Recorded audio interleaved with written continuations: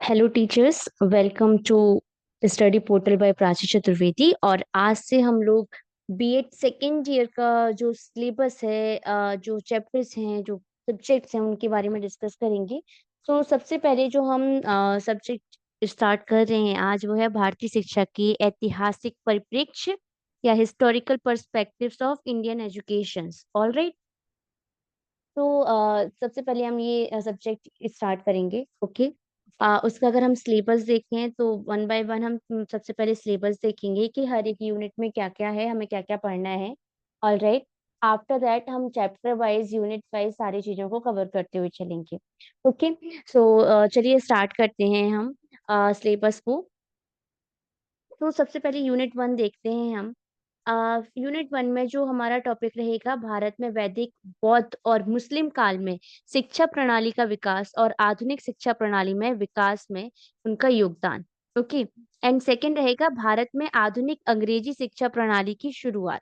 So basically हम इसमें क्या कवर करने जा रहे हैं कि वैदिक कालीन शिक्षा की विशेषताएं क्या होंगी, या बौद्ध कालीन शिक्षा की विशेषताएं, मुस्लिम कालीन शिक्षा की विशेषताएं, इनकी क्या प्रॉब्लम्स थी, इनमें क्या दोष थे। इन सब चीज़ों को हम देखेंगे, इनके उद्देश्यों को, इनके ऑब्जेक्टिव्स को कवर करेंगे। ऑलराइट। उसके बाद फिर भारत में आधुनिक शिक्षा प्रणाली के विकास में ईसाई मिशनरियों की भूमिका क्या थी। ओके। लाइक उपसंपदा क्या है, ठीक है। इन शिक्षाओं के दोष क्या थे, प्राचीन काल में गुरु शिष्य के संबंध कैसे थे, मकतब एवं मदरसा से क्या समझते हैं, ये सारे क्वेश्चंस जो हैं हम इसमें कवर करेंगे। एंड जो आधुनिक अंग्रेजी शिक्षा प्रणाली है, ये कब स्टार्ट हुई, इसके क्या ऑब्जेक्टिव्स हैं, इन सबको देखेंगे। ऑलराइट। आफ्टर दैट ये बहुत छोटी सी यूनिट है, जल्दी ही कवर हो जाएगी और बहुत ही इंटरेस्टिंग रहेगी। सेकेंड यूनिट जो है, ईस्ट इंडिया कंपनी शासन के तहत शिक्षा 1813 और 1833 के चार्टर अधिनियम, प्राच्य आंग्लवादी विवाद, मैकाले मिनट्स, बेंटिक संकल्प 1885, वुड डिस्पैच 1854, और भारत में शिक्षा की आधुनिक प्रणाली के विकास में उनका योगदान क्या रहा, ये देखेंगे। दूसरी यूनिट जो रहेगी इसके अंदर, दूसरा चैप्टर जो रहेगा इसके अंदर, वो रहेगा ब्रिटिश शासन के तहत शिक्षा, भारतीय शिक्षा आयोग 1882, लॉर्ड कर्जन की शिक्षा नीति 1904, राष्ट्रीय शिक्षा आंदोलन, गोखले विधेयक 1911, वर्धा योजना, बुनियादी शिक्षा 1937, और सार्जेंट योजना 1944।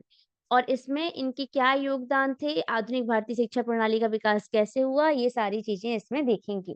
All right. यूनिट थ्री जो रहेगी, उसमें जो चैप्टर रहेगा वो रहेगा विश्वविद्यालय शिक्षा आयोग 1948 टू 49, भारत में आधुनिक उच्च शिक्षा के विकास में इसकी सिफारिश और योगदान। सेकंड पोर्शन रहेगा भारत में शिक्षा प्रावधान, संविधान और भारतीय शिक्षा पर इसका प्रभाव। एंड थर्ड रहेगा माध्यमिक शिक्षा आयोग 1950 टू 53, एंड भारत में आधुनिक माध्यमिक शिक्षा के विकास में इसकी क्या सिफारिश थी, इससे क्या योगदान थे, इनके बारे में हम देखेंगे। एंड सेकेंड लास्ट में रहेगा इसमें राष्ट्रीय शिक्षा आयोग 64 टू 66, 1964 टू 66, भारतीय आधुनिक शिक्षा प्रणाली के विकास में क्या इसकी भूमिका रही 1964 एंड 1966 की, ये देखिए। ठीक है। देन यूनिट फोर कवर करेंगे, उसमें हम सबसे पहले देखेंगे राष्ट्रीय शिक्षा नीति 1968 में और भारतीय शिक्षा प्रणाली पर इसका क्या प्रभाव पड़ा। देन हम देखेंगे राष्ट्रीय शिक्षा नीति 1986 और कार्य योजना 1992, इसका भारतीय शिक्षा पर मूल विशेषता और प्रभाव क्या है। एंड थर्ड हम देखेंगे राष्ट्रीय ज्ञान आयोग, इसकी सिफारिश और भारतीय शिक्षा पर इसका प्रभाव। ठीक है।